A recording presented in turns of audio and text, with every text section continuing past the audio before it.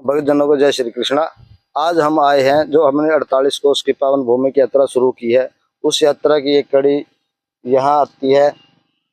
ये पावन भूमि इस कुरुक्षेत्र से 5-6 किलोमीटर दूरी पर है, जिसका पुराना नाम चक्रपुरी और उसके बाद इसको अमीन बोलते थे, और आज जो इसका नया नाम है अभिमन्युपुर है। अभिमन्युपुर इसलिए इसका नाम क्योंकि ये वही भूमि है जहाँ पर कौरवों ने अभिमन्यु को घेर कर अकेले को मारा था, उसका वध किया था।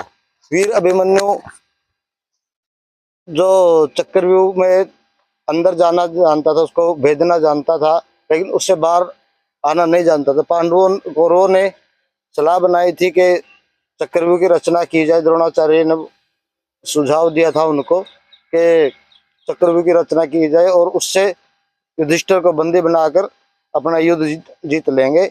उसके लिए पांडवों में से अर्जुन के अलावा किसी को चक्रव्यूह भेदना नहीं आता था, चक्रव्यूह तोड़ना नहीं आता था। और उसी के लिए मतलब कौरवों ने, द्रोणाचार्य ने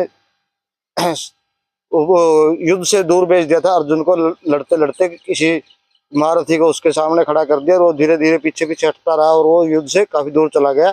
और जब युद्ध से दूर चला गया था तब जाके द्रोणाचार्य जी ने उसकी चक्रव्यूह की रचना की थी। और उस रचना का जो मेन कारण था कि युधिष्ठिर को बंदी बनाया जाए और युद्ध को जीत लिया जाए।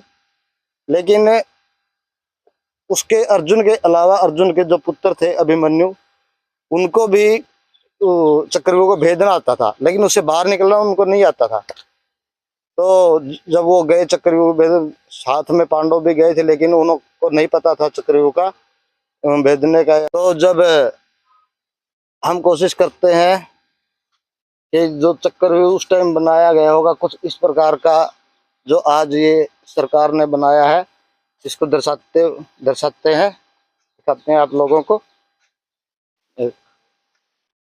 ये इसमें मेरे ख्याल में 1 2 3 4 6-7 इसमें 7 घेरे बना रखे थे, 7 चक्कर बना रखे थे, और इनको भेद कर ही इसको तोड़ा जा सकता था। तो अभिमन्यु को सिर्फ इतना पता था कि भाई इसके अंदर घुसा कैसे जाता है।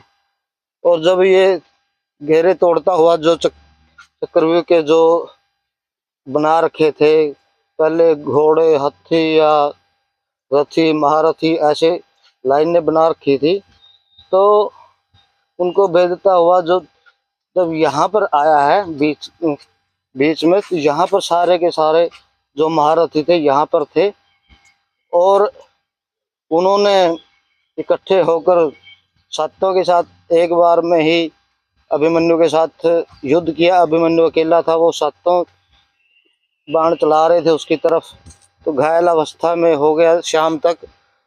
और उसकी मृत्यु सूर्यास्त के बाद हुई है। तब से जब पितामह भीष्म सेनापति होते थे कौरवों की सेना के, तब उन्होंने ये निर्णय लिया था कि भाई सूर्यास्त होने के बाद युद्ध बंद हो जाएगा।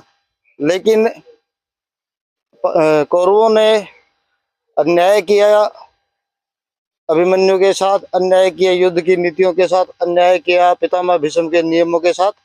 और सूर्य अस्त होने के बाद, निहत्थे होने के बावजूद अभिमन्यु को सबने मिलकर मारा। उसमें जैसे द्रोणाचार्य जी थे, और क्या बोलते हैं, दुर्योधन है, कर्ण है, दुशासन है, अश्वत्थामा है, कृपाचार्य वगैरह, ये एक से एक महारथी थे जो कई 100 के बराबर होते थे।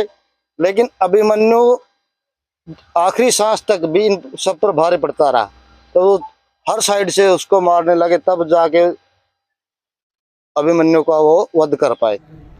अभी हम आए हैं अभिमन्यु के टिल्ले पर, और अभी ऊंचाई तो इसकी बहुत है, लेकिन आज तो इसके ऊपर मकान बन गए हैं, गांव वाले रह रहे हैं यहाँ पे, और यहाँ से पूरा गांव दिखाई देता है। इसमें दिखाने का तो इसमें अभी कुछ है नहीं, तो गांव बसा हुआ है, थोड़ा देख सकते हैं बस। ये बाकी खुदाई ज़्यादा कर नहीं सकते मेरे ख्याल में। सिर्फ मकान बनाने के लिए जो नीम वगैरह है वही थोड़ा बहुत ही खुदाई कर सकते हैं। चलो, सभी भक्तजनों को जय श्री कृष्ण।